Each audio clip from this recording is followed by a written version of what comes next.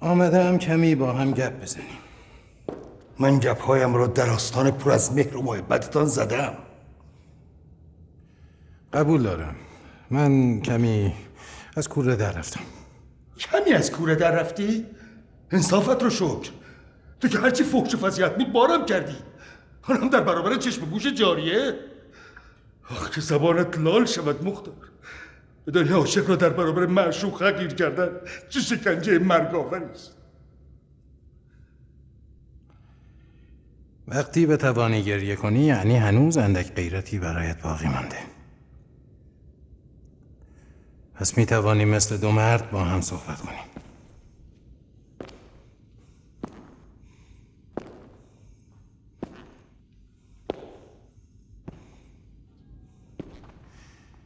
خوب گوشهایت را باز کن عمر. من امشب میتوانم به جرم همه سرهایی که زیر آب کرده ای برایت پاپوش بدوزم و اسرائیل جانت شوم.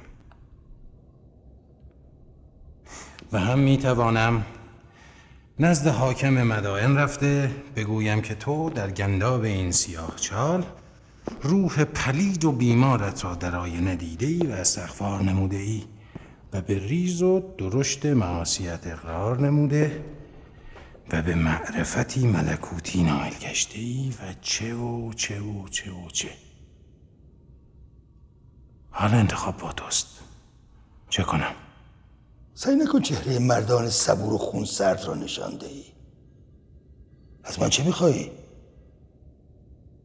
به چه نیتی به کوشک آمدی و چطور آمدی؟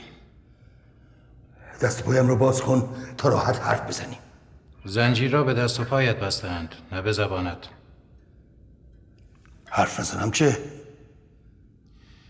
پسر منصور نعلبند را هم بندت میکنم و به گورکن سفارش یک گور پتاپهن میدم. چطور است؟ پسر منصور نعلبند چه صیغه ایست؟ اهل ذمه فراموشکارند. با این ظلم‌های بیشمار که تو کرده ای باید هم به یادت نیاید. پسر منصور نعلبند برادر دخترک اقفال شده منصور نعلبند است که خودش را حلق‌آویز کرد. مردک دستش به تو نمی رسید، خرمنهایت را به آتش کشید.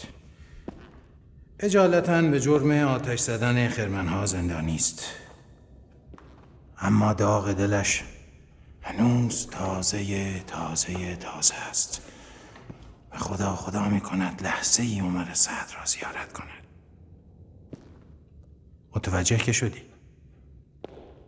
پسر منصور نعلبند تو را می کشد و با سربلندی و غرور قتلت را به گردن می گیرد و پسر سعد ابی وقاص سردار فاتح ایران با یک اتهام ناموسی دار فانی را وداع می کند و فاتح. خب نظرت چیست؟ عجب حق بازی هستی. بسیار خوب، تو بردی. معاویه حق دارد از تو هم مجارت بترسد. حمایت شما از پسر علی کارش را دشوار کرده. حتما تو را فرستاده تا کار دشوارش را آسان کنی. یه تهمت احمقانه است. من خیالاتی داشتم ولی فرستاده معاویه نبودم. خیر، تو ظاهرا زبان خوش سرت نمی شود. اقرار تو ممکن است برای عمویم که سیاستمدار کهنه‌کاری است منفعتی داشته باشد، اما برای من وقت تلف کردن است. فرصت مناسبی است تا برای همیشه از شر تو و مزاحمت‌هایت خلاص شوم.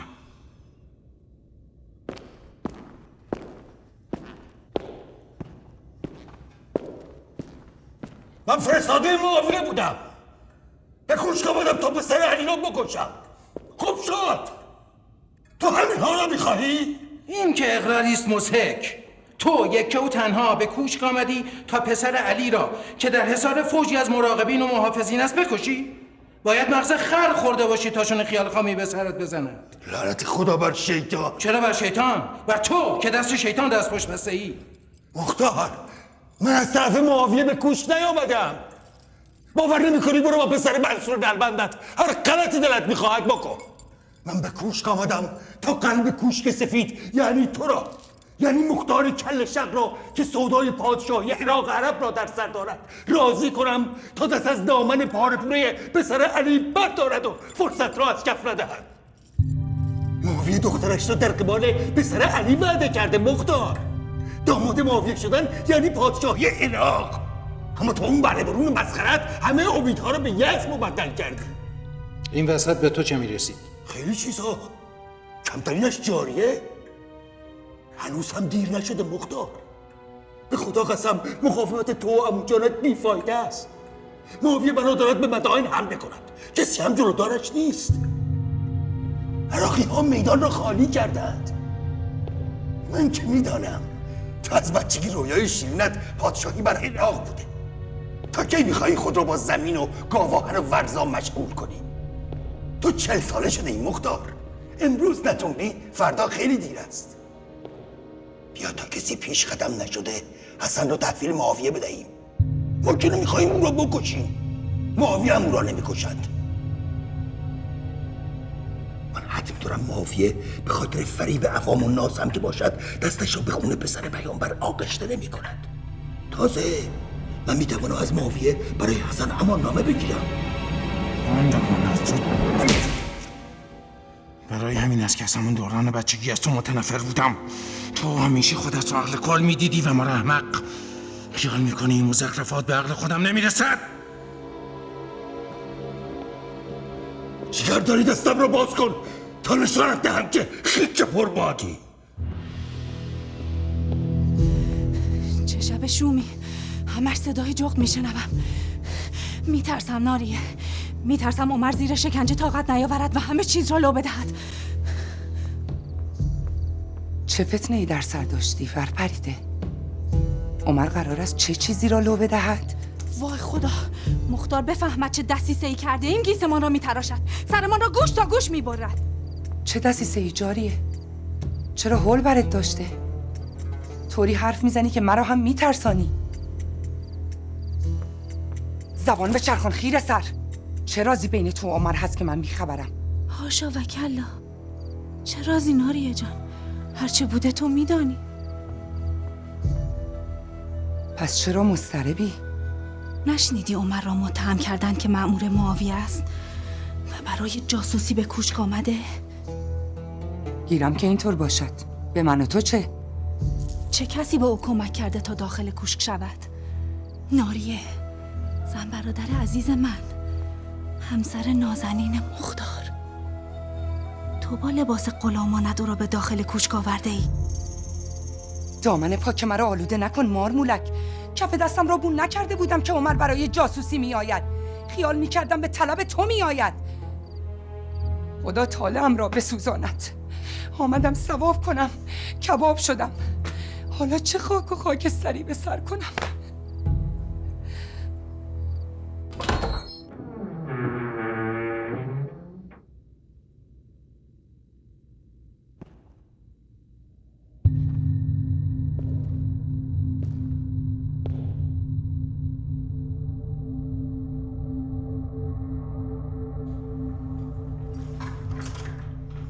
واقعا هارون پسر منصور نلبند است.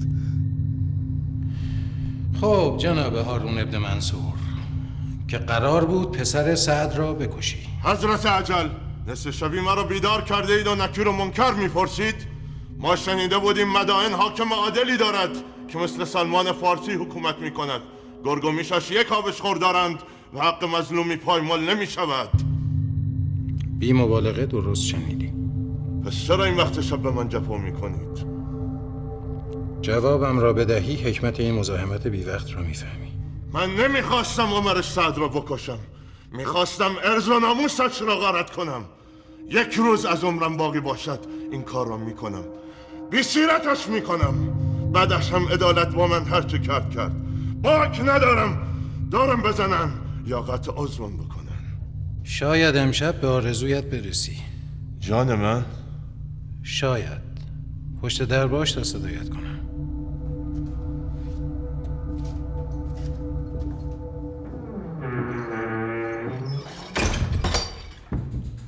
مختار، کلونی در را بیانداز. چه فرمودی؟ کلونی در را بیانداز حق باز. ممکن صدایم را بشناسد و حال شود. ندیدی مشکوک نگاهم میکرد؟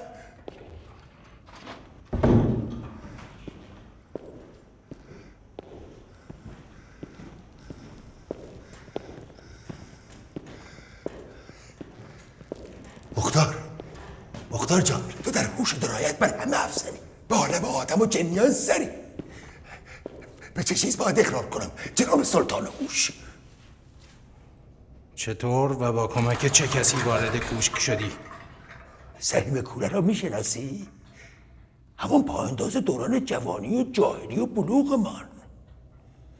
داخل شدن به این کوشک راحت تر از مشرف شدن به محضر سلیم کوره است. بی خود حاشیه نرو. تو همدستان قسم خورده ای داری که سرشان در آخر این کوشک بند است. نام تک تکشان را میخواهم. یعنی ممکن است به عشقش وفا نکند؟ تو را بفروشد یعنی مرا فروخته. مختاری که من میشناسم از سنگ حرف میکشد. کاش به این ایرانی بدقدم اهانت نمیکردیم. کاش با او مهربان تر بودیم. تندی ما با کیان مختار را شوراند. مختار خشمی و زخمی نمیشد، کارش با عمر به آشوب نمیکشید. هاشا کن. بگو لباس غلام را دزدیده. بگو غلام را خریده. چطور هاشا کنم وقتی عمر اقرار کند؟ بگو عمر افترا بسته. بگو عمر عشق خود را اسیر دست مختار دیده، خواسته با دسیسه‌ای عشق مختار را پرپر کند. مختار عاشق توست، باور می کند. غرورش را زخمی کرده باشیم، عشقش را سر می برد. غرامت عشق تو را هم من باید بپردازم. خدایا به دادم برس. یک خمره مرکب و چند صد زهر پوست بیاور تا بتوانی نام همدستانم را سیاهی کنی. خدام کوشک سفید از دم، منهای تو عمو جانت. مضاف بر خیلی سرداران دور و نزدیک پسر علی از همدستان حقیرند. البته من به ابتکار خودم داخل کوشک شدم. باید از البسه زنانه و اندک چشمه و ناز در راه رفتن. در حکومت علی و فرماندارانش شرعاً جایز نیست مردان زنان را تفتیش کنند. خب منم از همین درد وارد شدم. حتی در وازمان صریحاً به نشانه ادب خم کرد. قانع شدی یا باز هم دلیل برهان میخواهی؟ چون این مکر کثیفی فقط از یک بی غیرت نامرد مثل تو برمی آید. نام مرد بر تو مایه شرمساری مردان مرد است. خب بنت سعد، سرخاب و سفیداب بر گونه هایت نمی بینم. همچون رقاصه ها خودت را بزک کنی و با همان سلیم کوره اشرت کده ای دایر کنی، ثروتی هنگفت به چنگ می آوری. این کار برای تو خیلی مناسب تر است تا دریوزگی بر آستان اموی. به قول خودت این هم ریسمانی است که عشق به گردنم افکنده. قبول دارم، غم انگیز است. عشق از شیر در میدان موش در سوراخ می سازد مختار. من هرچی کردم به خاطر جاریه کردم. مرد باش و رازم رو به جاریه نگو. جاریه از امشب برای من مرده. جاریه برای تو مرده. برای خودش پرنده آزادی است که قفس اسارت مختار را شکسته و برکشیده. خدا را چه دیدی؟ شاید من به تیر عشق شکارش کردم. بر همین خیال باش. باز کدام معمایت لاینحل مانده؟ تو که هرچه میخواستی شنیدی. حرفای تو به درد عمویم میخورد تا منبع سیاس پخته تری باشد و به دشمنانش اجازه ندهد از باب شر به او حمله کنند. اما من و تو حسابهایمان هنوز با هم تصفیه نشده. برای تو حسابی با هم نداریم. پدر من و پدر تو دو سردار فاتح ایران بودند. به خدا قسم روحشان در گور میلرزد وقتی من و تو مقابل هم ایستاده ایم و کشته به خون همین. این چه دشمنی کوریست مختار؟ حمایت تو از پسر علی چیزی را عوض نمی کند. حسن پسر همان عدالتی است که معتقد است فرماندارانش باید همیشه در دسترس رعیت باشند.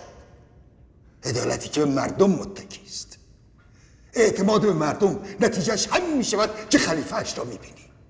به خیمه‌اش میریزن، غارتش میکنن، خطابه‌اش را میشکنن، سردارانش را میخرن، بعد هم قصد جانش میکنند.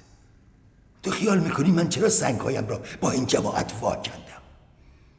بنی امیه و بنی هاشم که از یک پشت و یک تبارند. بماند که تو و عمو جانت تافته جدا بافته ای هستید. من یقین دارم فردا که حسن از بستر برخیزد شما را بابت رفتارهای ظالمانه مؤاخذه کند. چرا سوره بی خود میزنی مختار؟ من که میدانم تو ته دلت حداقل در این یک مورد با من هم عقیده ای. بی خود نیات دل بیمارت را به من نسبت نده. من خلقیات تو را خوب میشناسم. مکتب خانه و مشق جنگ یادت رفته؟ همیشه ملایمان توصیه میکرد بچه ها هر وقت مختار خواست فرمانده باشد قبول کنید. او برای فرمان بردن خلق نشده. تو همیشه با من سر جنگ داشتی. از من بدت میامد. یک بار دندانم را شکستی. یک بار مچ پایم را از جا به در کردی. یک بار نزدیک بود گردنم را بشکنی. چرا؟ برای اینکه در چشمان بابا غوری گرفتت بلند پروازی و جاه طلبی میدیدم. غرور و جاه طلبی تو کمتر از من است. من و تو به رویاها و آرزوهای هم میمانیم. به همین دلیل از تو متنفرم. کجا عمو زاده؟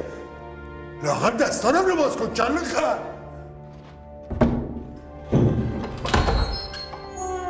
روح ناکام مختار پسر ابو عبید ثقفی. فاتحه.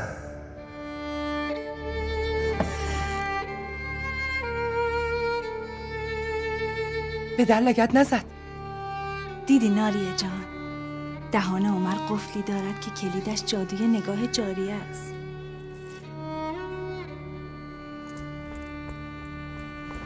مختار. بله. شام نمیخوری؟ سر شب به قدر کافی از دستپختت میل کردیم. از دست جاریه ناراحتی؟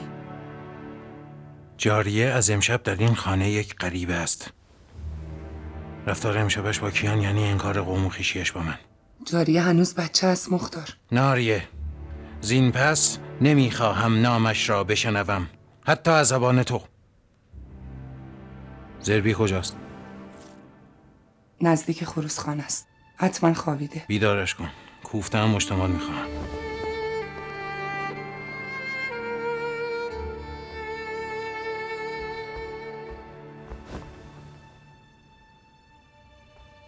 نذر کردم امشب به خیر و خوشی سحر شود گوسفندی قربانی کنم. خرافاتی. کپکت خروس میخواند ور پریده. بدانی چه جگری از من خون شد. برای تو که بد نشد. مختار با زبان بی زبانی تو را به مراد دلت رساند.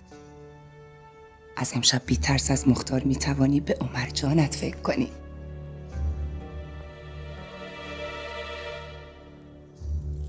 عمر را آزاد میکند. شاید. مختار وقتی کوفته است که بازنده میدانی باشد. غلط نکنم بازی امشب را عمر برده.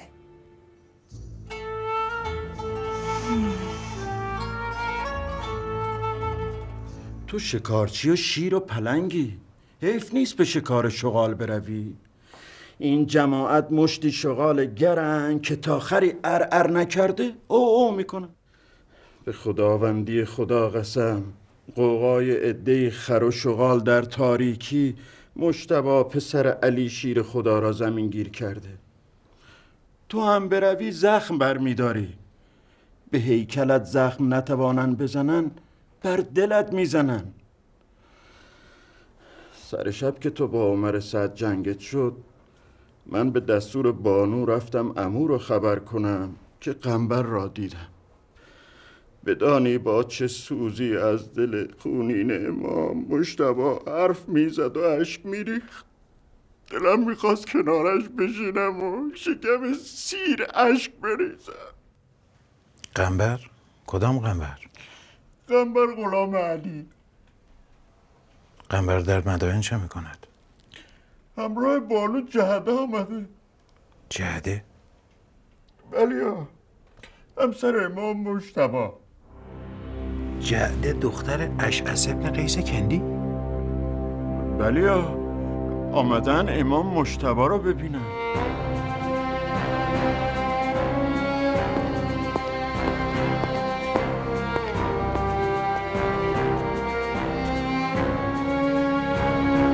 قبول.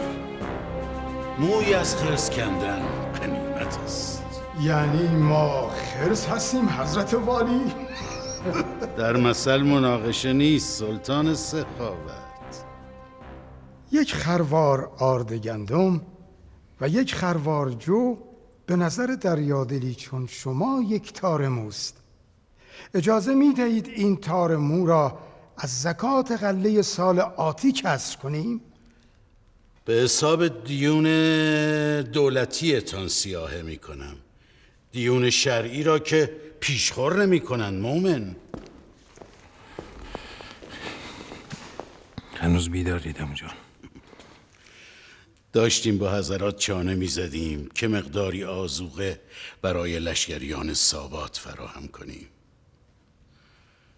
تو چه کردی جان عمو؟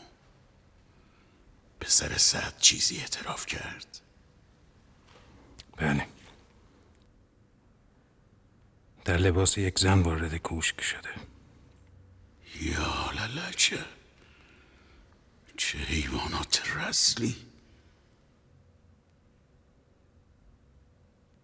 واجب شد تا زنانی هم بر دروازه ها بگماریم که زنان را تفتیش کنند. شنیدم همسر امام به کوشک آمدند. بله، بانو جهده آمدند. بانوی صالحه و دلسوزی است. سختی راه را به جان خریده و خود را به امام رسانده که تیمارش کند. از بابتی خیالم کمی آسوده شد. باید از بیت امام یکی بر بالینشان می بود. می توانم با ایشان ملاقات کنم؟ کی؟ همین الان. این وقت شب چه لزومی دارد مختار؟ اشعث ابن قیس پدر بانو جهده و عمر ابن سعد با هم رفاقتی دیری ندارند. هر دو از افراد مورد وثوق معاویه‌اند. امکان دارد بین آمدن بانو جهده به کوشک سفید و آمدن عمر سعد ارتباطی باشد. استغفار کن مختار. بدبینی زیاده از حد جایز نیست. جهده همسر امام است.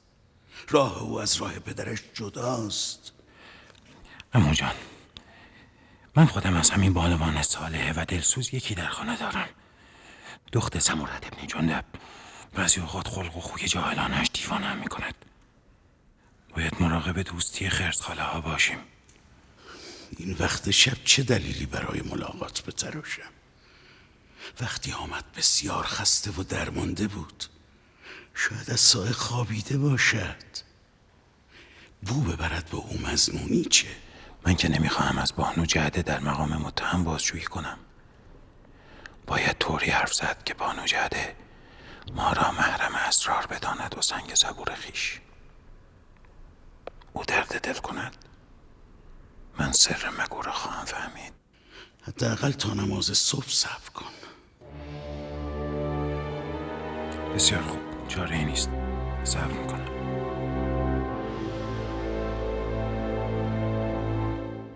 پس مختار ثقفی شما هستید؟ بله بانو. مفتخرم که بانو اذن دخول دادند و بنده را به حضور پذیرفتند. به کوشک سفید مدائن خوش آمدید. خوش آمدم. خوش آمدن و خوش بودن در دیار بیخردان و نامردمان بهایی معادل جان دارد. آخرین باری که مجتبی را دیدم عرض کردم: خوش آمدی سبط پیامبر، خوش باشی. مجتبی لبخندی زد و فرمود: خیرت قبول جعده، که برایم آرزوی مرگ میکنی. کنایه عجیبی است. مرا به یاد فست و رب الکعبه علی انداخت. کسی که به عالم ملکوت نظر دارد، عالم ناسوت در نظرش حقیر است و ناچیز. حلقه فرشتگان آسمانی کجا و حلقه دیوان و ددان زمینی کجا؟ از جناب فرماندار شنیدم برای امر مهمی به دیدنم میایی. بگوشیم مختار. توفیق اجباری شد که در حوادث اخیر امنیت شهر مدائن و حراست از جان امام به بنده حقیر سپرده شود. چه کسی شما را مجبور کرده؟ عمویم، جناب فرماندار. وقتی امام را مدهوش و مجروح به کوشک سفید آوردند، فرماندار مرا احضار کرده فرمودند نسل آدمیان معتمد را ملخ زده. من هم ناگزیر شدم لبیک بگویم. کسی که چبران بر مسندی می نشیند میلی به حفظ آن ندارد. کسی که با اکراه خدمت می کند بعید نیست در انجام وظیفه قصور کند. حراست از جان پسر پیامبر تکلیف مردمانی است که با ذوق و شوق و از جان و دل با خدا معامله می کنند. بلیغ و فصیح سخن می کنید بانو. دلیل اکراه هم ترس از شیطان درون است. نمیخواهم نامم در ردیف مردانی سیاه شود که با ذوق و شوق می آیند تا جان را سرمایه کسب و کار با خدا کنند، اما سر از دکان حضرت ابلیس در می آورند.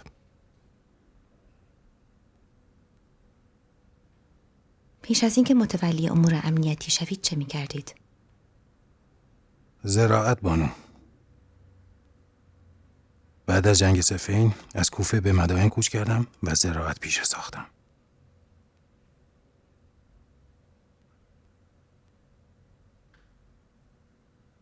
با من چه کار داشتید جناب مختار؟ حتما میدانید معاویه برای سر امام 1000 دینار شامی و یکی از دخترانش را وعده کرده. بله، شنیدم. وعده وسوسه انگیزی است. این وعده کار چاکر را چنان دشوار کرده که خواب و خوراک بر من حرام شده. طرفتالعینی غفلتم شیعیان را به غمی جانسوز مبتلا می کند و آبروی 40 ساله تیره و تبارم تباه می شود.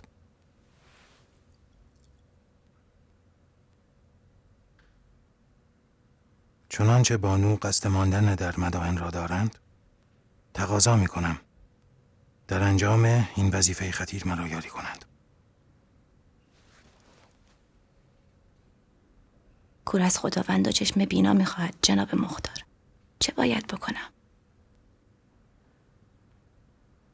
خیال کنید حتی حشرات این کاخ مأموران دشمنند. خیال کنید نیش پشه و زنبور و مگس این کوشک آلوده به زهر دشمن است. بدون مشورت با عمویم فرماندار با احدی دیدار نکنید. فقط طعامی را به امام بخورانید که از دست عمویم گرفته باشید. یعنی خطر تا این حد نزدیک شده؟ متاسفانه بله. دیشب یکی از جاسوسان دشمن را که با لباس زنان وارد کوشک شده بود دستگیر کردیم. آدم سرشناس و معتبری است. به طمع وعده معاویه حاضر شده حتی از مردانگی خود بگذرد. شاید او را بشناسید. نامش عمر ابن سعد ابی وقاص است. عمر ابن سعد ابی وقاص؟ بله، پسر سردار جهانگشای عرب.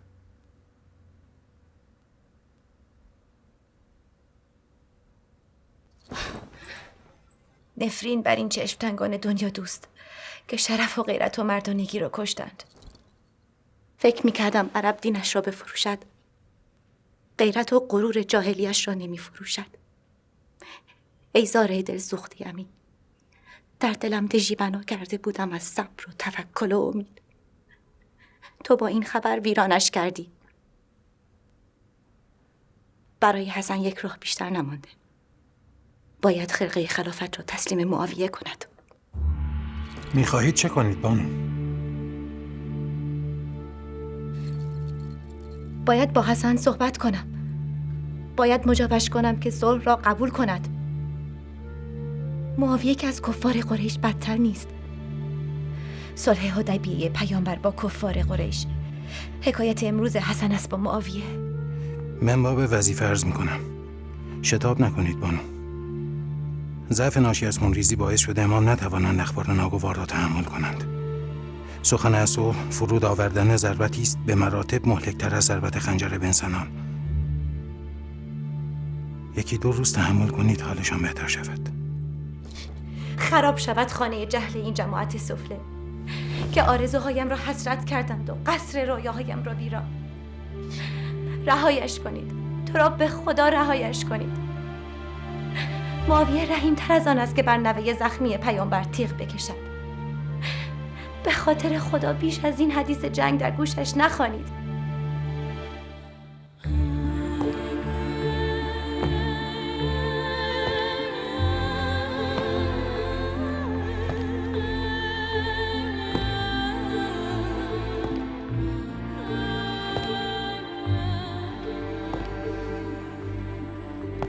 بر اسبانی تیز رو بنشینید، چونان که بر باد سوارید. کمتر بخوابید و بیشتر بتازید. مهلت چندانی نداریم. تو به شوش برو و تو به اهواز و شما دو تن هر چه زودتر خود را به عراق عجم برسانید. بی جواب نیایید. یادتان باشد احد و ناسی نباید از مقصدتان مطلع شود، حتی احد و عیالتان. خداوند پشت و پناهتان. اما پهلوان کیان با کاروان آذوقه و علی خود را به لشکر ساوات برسان و شخصاً بر تقسیم جیره نظارت کامل داشته باش که مبادا خدایی نکرده حقی ضایع شود. از اخبار مسرت بخش غافل نشو که روحیه سربازان را آباد می کند. کجایی کیان؟ ابو اسحاق امیر، خیلی پکر است. کاش در این بحبوحه تردیدها و تشکیک‌ها موضوع من و جاریه را مطرح نمی کردید. ابو اسحاق امروز ابو اسحاق دیروز نیست. برو کیان، نگران ابو اسحاق نباش. ابو اسحاق امروز یقیناً از ابو اسحاق دیروز یک روز بزرگتر و پخته تر شده. بله امیر.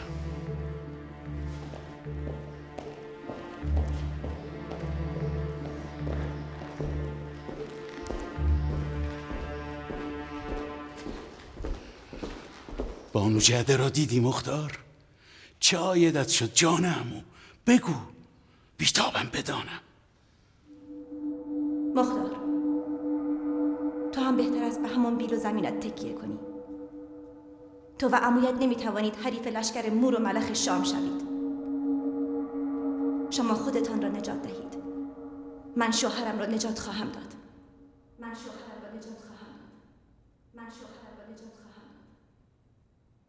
عمو جان، ما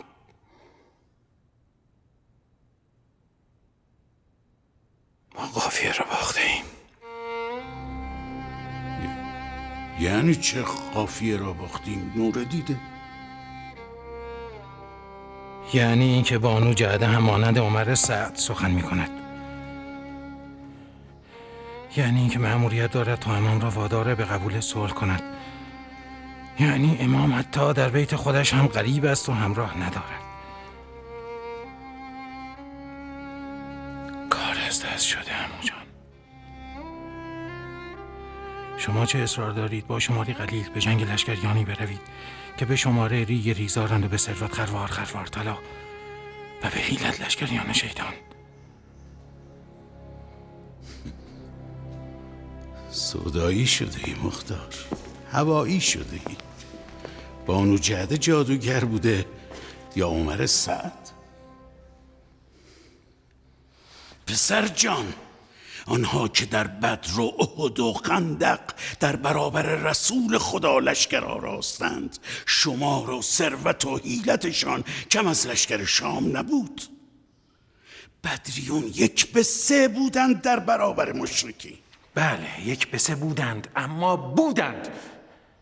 دل از دنیا کنده و مشتاق مرگ. امروز چه؟ انگشت شماری هاشمیان مانده اند و شما بود گوشهایتان. با شیعیان عراق عجم و شوش و اهواز تجهیز قشون میکنیم مختار. عمو جان، ما بی خود زور میزنیم. آنهایی که خود را دلسوز پسر پیامبر میدانند برهانی برنده تر از ما دارند. صلح حدیبیه. من اطمینان دارم امام که از بستر برخیزند وادار به صلحش میکنند. پس تا فرصت هست پیش دستی کنید، با معاویه مصالحه کنید.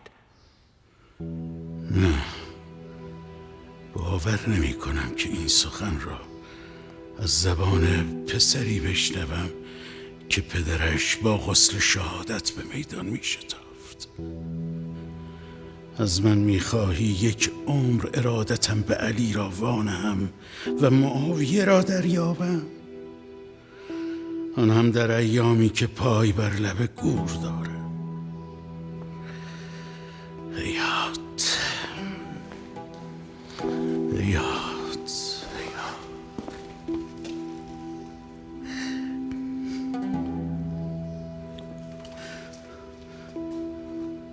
به خدا قسم این حنایی را که بر دستانم میبینی حنای شهادت است. افسوس مختار،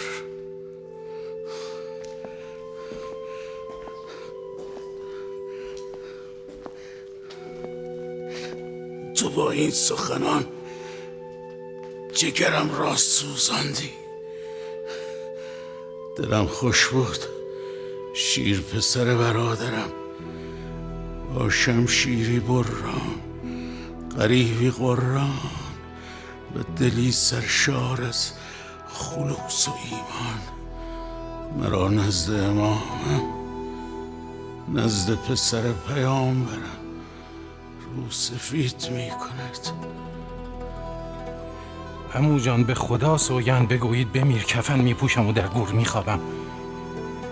اما دلم نمی خواهد کوشک سفید مدفن عمویم شود بدون آنکه از مقاومتش منفعتی برده باشد. باور کنید مقاومت ما تأثیری در سرنوشت جنگ نخواهد داشت. صلح قطعی است. معاویه هم امام را نخواهد کشت. او به خاطر بقای دولتش هم که باشد هرگز خودش را بدنام نمی کند. عجب کشفی کردی. برو مختار، برو. زین پس مرا به شمشیر و تدبیر تو نیازی نیست.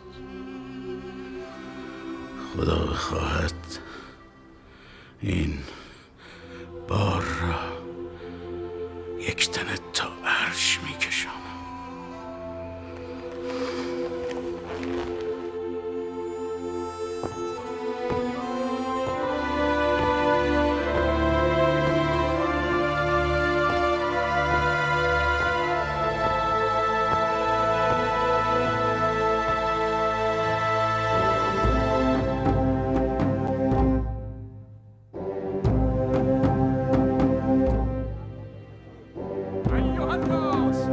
حمد و سپاس خدایی را که کرد گر از کار امت باز.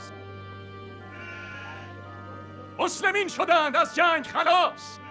معاویه ابن ابی سفیان و حسن ابن علی پیمان صلح بستند. معاویه خلیفه شد و حسن بیعت کرد.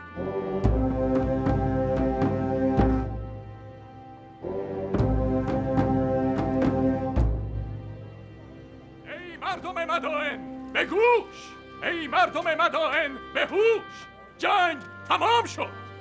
معاویه ابن ابی سفیان و حسن ابن علی پس از شور مصالحه کردند. حسن خرقه نهاد و معاویه خلیفه شد.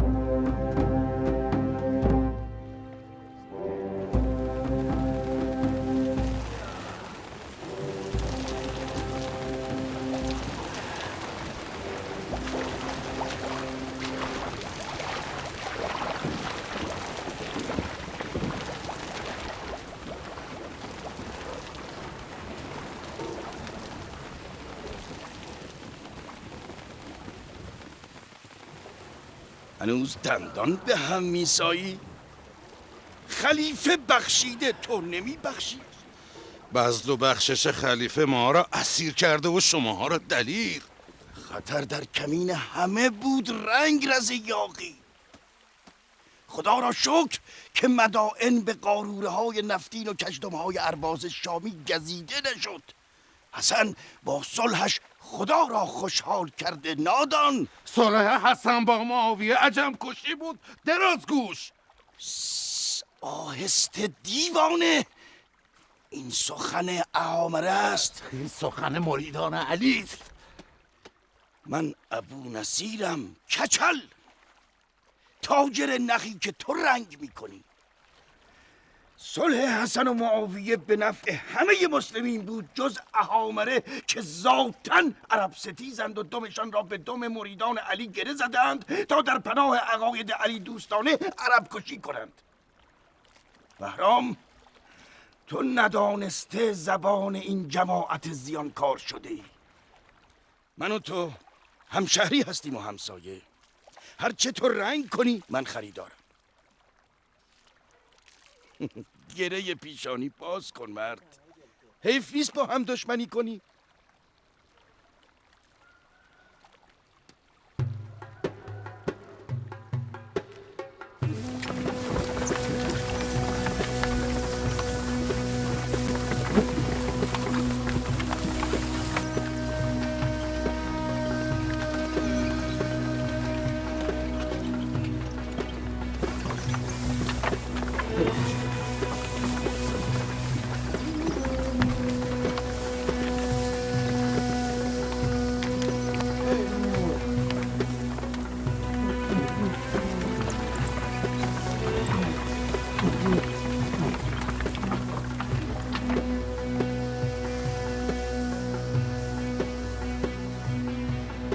زربی، حالا مولا جان، بیا بر خرمنکوب بنشین.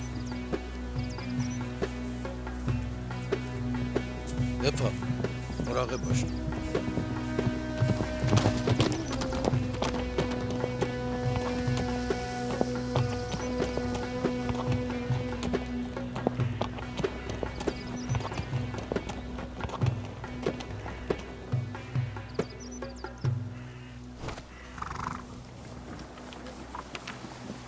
آمدی جنگجوی پیر پسر آواره. همه چیز تمام شد مختار. تمام آرزوهایم حسرت شدند و دور.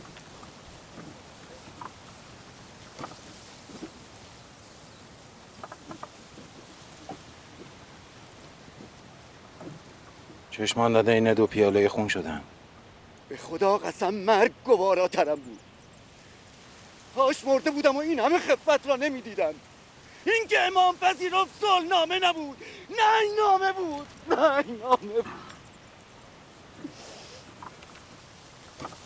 عاقبت حضرت ابلیس تو را هم به زانو در آورد. دیو خشم کفرخانت کرده کیان. لگام سرکش احساساتت رو بکش. عاقل باش. بیا بیا آدمی، بیا سای. مجتبی چاره ای نداشت جز پذیرش صلح. دروازه شهادت باز بود مختار. ما می توانستیم با خونمان پسر ابو سفیان را رسوا کنیم. تو هم مثل عمویم اشتباه میکنی کیان. خودکشی فعلی است حرام. پسر پیامبر مبرا از خطاست، مرتکب فعل حرام نمیشود. من یقین دارم مجتبی میدانست که خونش حقانیت او و دینش را تضمین نمی کند. او یقین داشت با ریخته شدن خونش دشمن رسوا نمی شود. هر زنی به رسوایی معاویه امید داشت هرگز زیر بار این صلح نمی رفت. معاویه چرا رسوا شود؟ نماز نمی خواند؟ روزه‌اش فوت می شود؟ حجش قضا می شود؟ آشکارا فسق و فجور می کند؟ کدام؟ همینها برای فریب عوام الناس کافی است. بیا کیان، زین پس شمشیرت را غلاف کن و به جایش بیل بردار. خواهی دید با بیل زدن هم میتوان به بهشت رسید.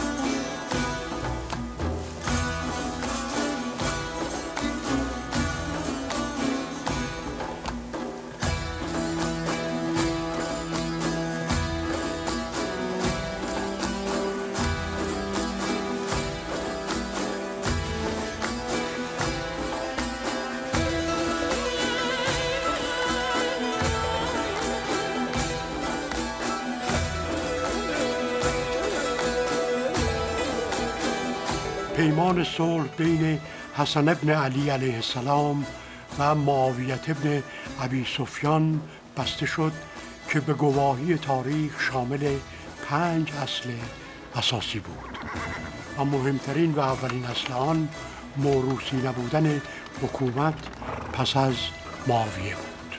معاویه طبق این سند معتبر متعهد شد که پس از خود جانشینی برای حکومت بر مسلمین تعیین نکند.